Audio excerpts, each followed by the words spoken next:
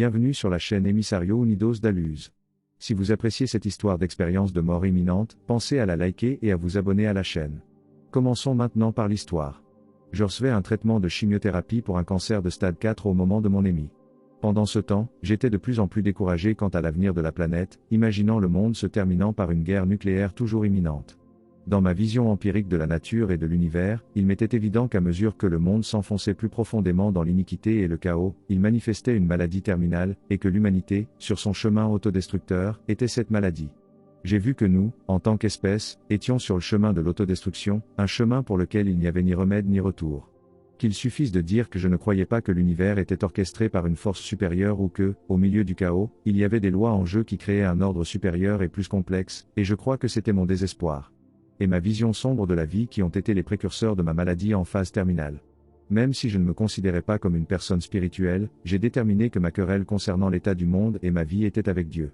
Avant ma maladie, je n'avais jamais eu de raison d'approfondir le sujet de la spiritualité ou de développer une relation avec Dieu, mais voyant qu'il ne me restait que quelques mois à vivre, j'ai entrepris de faire toutes les lectures possibles sur le sujet.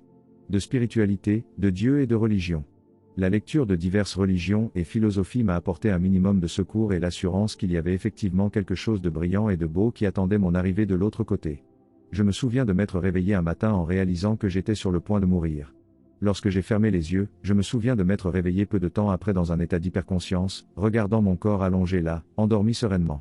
Je me souviens, dans cet état d'extrême lucidité, d'avoir ressenti un niveau de conscience accru tel que j'étais capable de voir simultanément toutes les pièces de la maison. Je me souviens avoir été alors enveloppé dans une obscurité totale, mais dans la noirceur palpable de ce vide, j'étais conscient de la lumière la plus brillante qui brillait devant moi. La lumière était une présence si tangible que je pouvais la ressentir comme l'amour le plus pur et le plus puissant, m'imprégnant et me chargeant jusqu'au cœur de mon être. La lumière était si séduisante qu'elle donnait envie de s'unir à elle pour passer toute l'éternité dans l'extase fusionnée avec cet amour parfait. Alors que je commençais à avancer vers la lumière, j'ai réalisé intuitivement qu'une fois fusionné avec la lumière, je ne pourrais plus retourner à ma vie sur Terre, et mon appréhension à l'idée de m'engager dans quelque chose d'aussi définitif a fait que mon avance s'est arrêtée brusquement. Arrêt. C'est alors que j'ai commencé une conversation télépathique avec la lumière, et tandis que la lumière et moi communiquions, j'ai regardé la lumière se transformer en la forme sous laquelle elle se présentait à moi. Au cours de ce processus, j'ai observé la lumière changer d'apparence, passant de celle de Jésus à celle de Bouddha à apparaître comme Krishna, et de Krishna à une autre forme, et ainsi de suite. Pourquoi continuez-vous à changer de forme, ai-je demandé. La façon dont vous percevez la lumière s'harmonise avec les aspects les plus élevés de vos croyances, répondit la lumière. Alors que je méditais sur la réalité sous-jacente aux différentes formes, la lumière s'est révélée comme ma matrice de lumière sur âme ou moi supérieur, c'est-à-dire ma forme en tant qu'essence. J'ai ensuite vu, à travers une vision, que les moi supérieurs de chaque individu sur Terre formaient une grille ou matrice énergétique entourant la planète, établissant un point d'attraction énergétique dont le but est d'attirer les consciences de ceux qui sont incarnés sur Terre vers l'amour divin. Principe.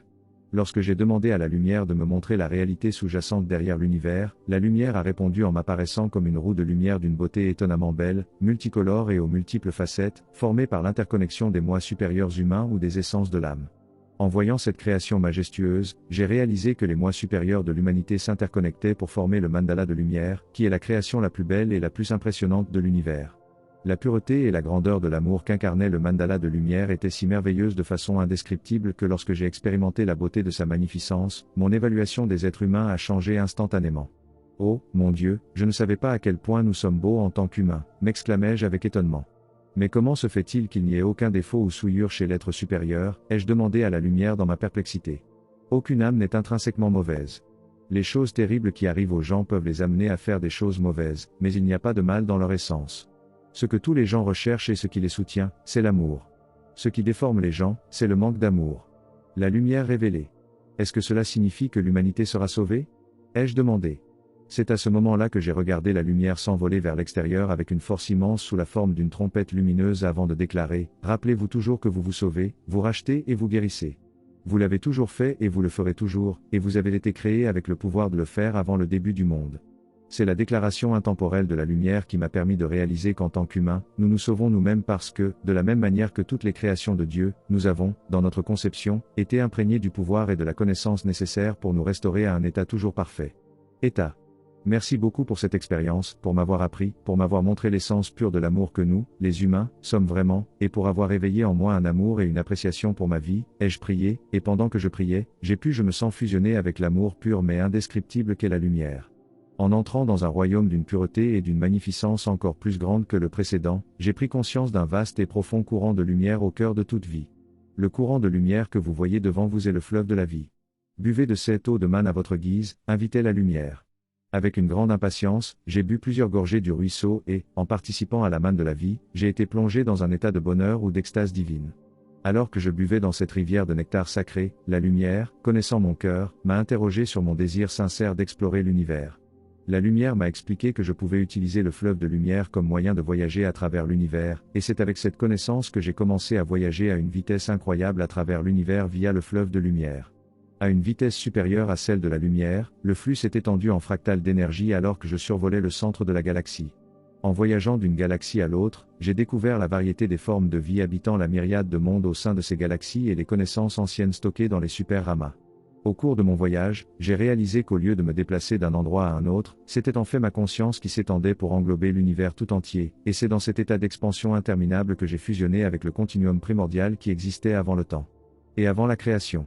En unité avec le continuum illimité des possibilités infinies, dans ce néant qui est tout, je suis devenu un avec un état de tranquillité le plus profond et le plus inébranlable.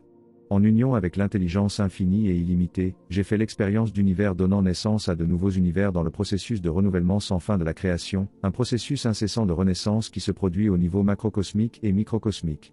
À travers les innombrables naissances au cours de ce processus continu, j'ai fait l'expérience des multiples éveils de la conscience pure, du grand je suis, la conscience divine au cœur de toutes les créations, à chaque fois qu'elle s'éveillait dans une nouvelle création. Après ces éons d'unité avec l'absolu, j'ai déterminé qu'il était temps de retourner à l'univers créé, et à ce moment précis où j'ai reconnu mon désir de revenir, je me suis retrouvé à émerger dans l'univers créé via la seconde lumière, la lumière de création que nous appelons le Big Bang. En parcourant ce courant de conscience, je suis passé devant les plus grands amas de galaxies ainsi que les plus petits radiateurs de lumière, qui sont tous créés par l'intelligence divine ou la conscience divine en leur sein. Alors que je m'approchais de notre galaxie, j'ai vu la lumière englobante de la matrice du soi supérieur de la galaxie, et en entrant dans la galaxie, j'ai écouté la plus belle musique générée par les étoiles et les planètes. À mesure que je m'approchais du centre galactique, la présence de Dieu dans la lumière m'est devenue palpable et la musique céleste est devenue plus forte, plus riche et plus diversifiée. En traversant le centre de la galaxie pour pénétrer dans un univers voisin, j'ai réalisé que nous faisons partie d'une création qui se recycle et se recrée à l'infini, que la matière de notre forme physique peut être transformée, mais que notre essence est éternelle. Alors que le moment de retourner dans mon corps physique approchait, j'ai ressenti la puissance, la pureté et la profondeur de l'amour divin tandis que la lumière m'a rassuré sur le fait que je me souviendrais de tout ce que j'avais vécu lors de mon émis. J'ai ensuite été ramené au royaume du physique, et à partir de là, j'ai revécu tout le processus de ce qu'un être supérieur expérimente lorsqu'il s'incarne sur Terre. S'attendant à recommencer ma vie de bébé, j'ai été surpris lorsque j'ai ouvert les yeux de réaliser que j'étais de retour dans le corps même qu'il me restait pour explorer l'univers. En regardant hors de mes yeux physiques pour la première fois depuis longtemps, j'ai été accueilli par la vue de mon soignant de l'hospice pleurant sur moi.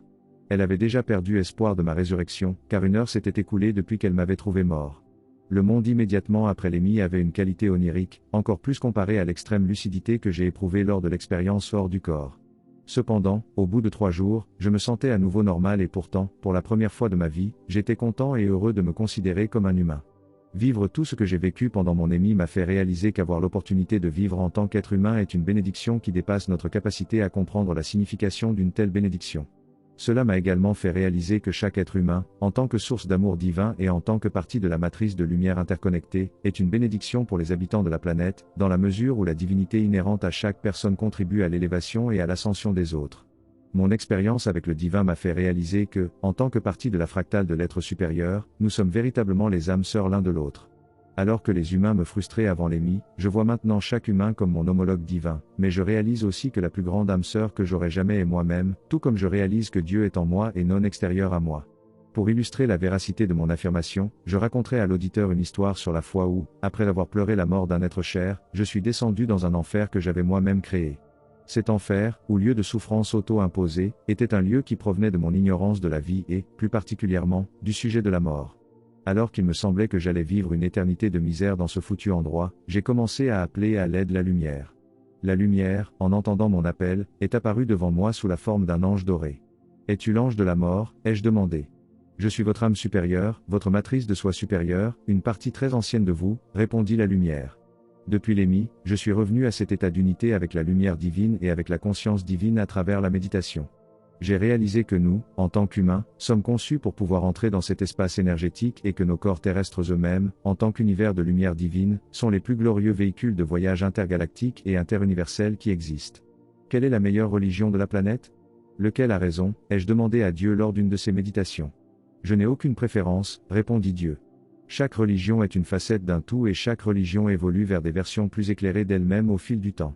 J'ai réalisé que l'amour est plus important que n'importe quelle religion ou philosophie sur Terre, et je crois que nous comprendrons le mystère de la vie lorsque nous comprendrons la divinité et la profondeur de l'amour au cœur de l'être.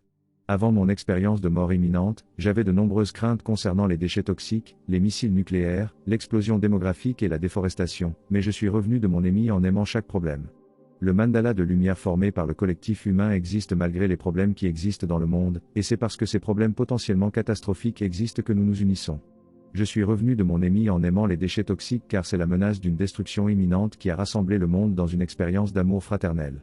Même ce que nous considérons comme une crise démographique est en réalité le fait que la population atteint une masse critique pour déclencher le bond en avant de la conscience collective. En tant qu'être multidimensionnel, nous sommes des rêveurs experts. Alors que l'univers tout entier cherchait le sens de la vie, c'est le petit rêveur qui a trouvé la meilleure réponse lorsqu'il a déclaré « Nous l'avons imaginé ».